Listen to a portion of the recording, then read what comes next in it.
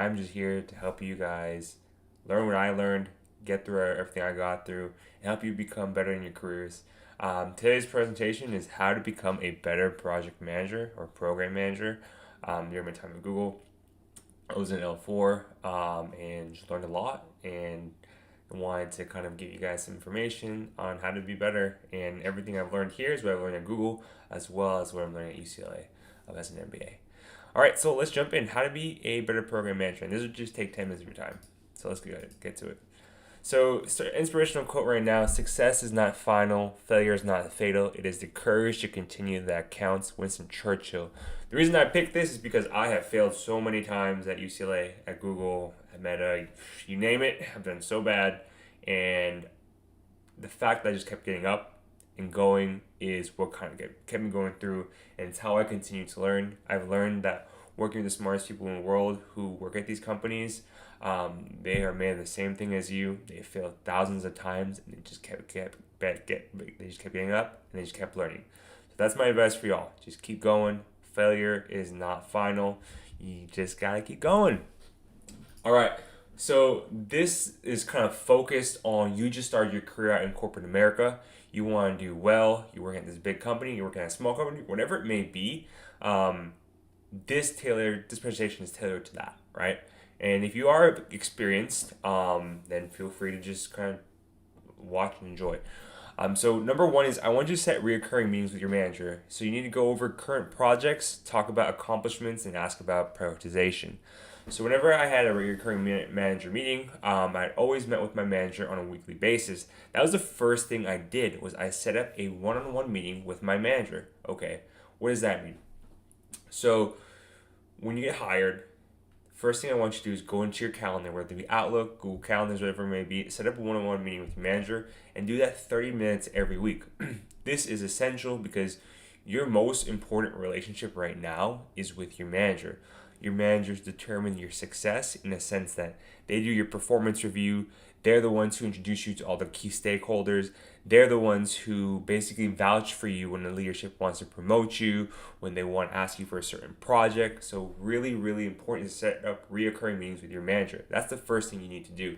So now that we've got that established, I want you to break this down, all right? So first thing, there's going to be like a three-prong attach, right? So go over current projects you have. When you start as a project manager, when you start like as a business analyst, whatever it may be, you're going to be given project or assignments. And I want you to go over any status reports on those projects. So that way you kind of understand where you are with that project. Are you improving? Where can you get help on? And that's where you can kind of connect more with your manager. And their job, right, is just to remove any blockades or barriers you may have. During all my roles, my manager doesn't do the work for me, but they're able to kind of open any difficulties I may having and help solve for it, right?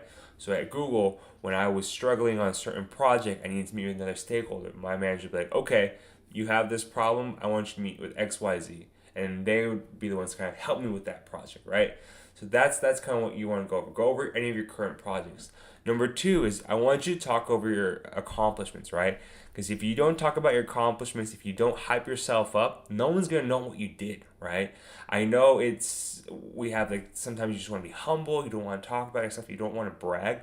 But if you don't talk about your accomplishments, you won't be known. This is kind of like the one thing you're going to learn in corporate America is that you need to market yourself. You need to show people that, hey, I'm doing well. Hey, I've done this. And when you market yourself to your manager, then you're able to kind of let them know, okay, Angelo's doing well in this. He's doing a lot of great things. I'm going to get their back, right? So talk about your accomplishments. Talk about what you're doing well. So that way your manager knows what's up. Your manager knows that you're excelling. That your manager knows that you're doing well and doing kind of a lot of work for any project programs you're currently working on. And number three is ask about prioritization. Earlier we talked about you're going to have lots and lots of projects, right? So when you have lots of projects, you're going to have different milestones to accomplish for each project. When I was at Google, I had like 4 or 5 projects or programs. It was crazy. And underneath those programs, you had different projects, right? So they just kept going, and then there's tasks. So there's so many things you're doing, and you need to be able to ask about prioritization, because sometimes you're going to have a stakeholder in EMEA and they're not able to meet because they're on, say, PTO, or there's a project that's holding them up and they can't meet. So that's going to stall your project. So you need to work with your manager, let them know that, and ask about how you can best prioritize your project or program. This is extremely essential, especially when you have very high amount of cross-functional partners and you're working across different time zones. So ask about prioritization. Okay, next advice I have for y'all is to develop documentation. This is one thing I wish I knew starting out. As a project manager, as a program manager, you're going to have to develop documentation. What does that mean, right? So you're given projects, programs to execute on, make better, and kind of go against any KPIs you may be experiencing. So when you meet with stakeholders, this is what's going to happen. You're going to meet with stakeholders, ask them, tell them you work on a certain XYZ project, tell them that, hey, I'm doing this. What do you know about this certain aspect? Have you heard about anything? So take notes. Meet with those stakeholders and take notes. And you're going to find when you meet with several stakeholders, you'll hear some things that repeat. And you're like, okay, that makes sense. This repeats with these several stakeholders. And then you'll be able to kind of start creating documentation or a procedure behind whatever your project or program is, right? So do that. And also ask for referrals from those stakeholders. Hey, I work with this stakeholder. Who do you think I should meet with next? When I was at Google, I would meet with stakeholders in finance, and they say, okay, you know this project really well. Now you got to talk about the banks and how the banks kind of create their KYC, which is like a know your customer process. I think you should meet with them from corporate finance. So then I have another POC in corporate finance, and I'm starting to connect the dots. Okay, I have a POC corporate finance. I have a point of contact in like finance for itself. I have another point of contact in the project management sphere. So you're starting to kind of piece the dots, right?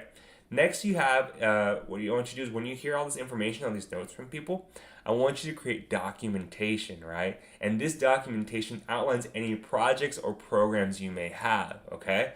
So have this documentation that lays out everything.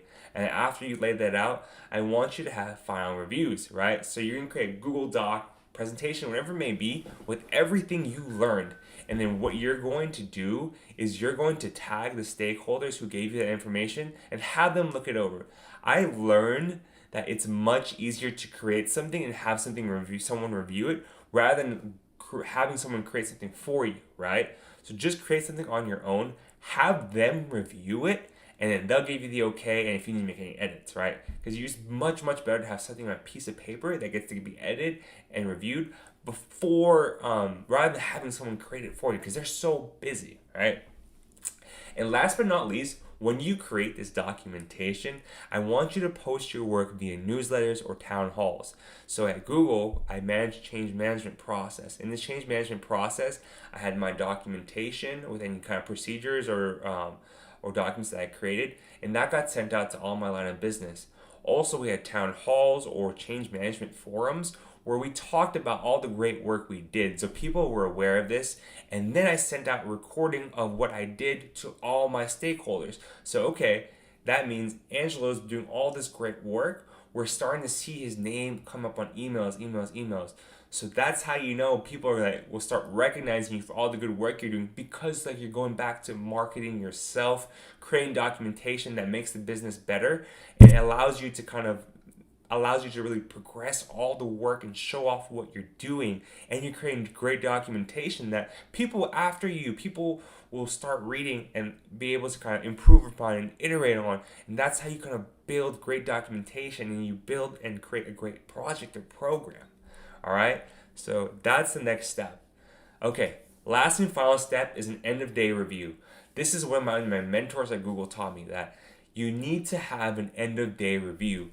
Basically, at the end of the day, you take 10 to 15 minutes, open a Google Doc with that date, any project or program you're working on, and write down what you accomplished. So that way, when it comes to performance review, when it comes to updating your projects or programs, you remember what you did, right? So at the end of the day, I did that. I went into Google Doc, wrote my accomplishments, and then I was able to kind of recall where I am in a certain process.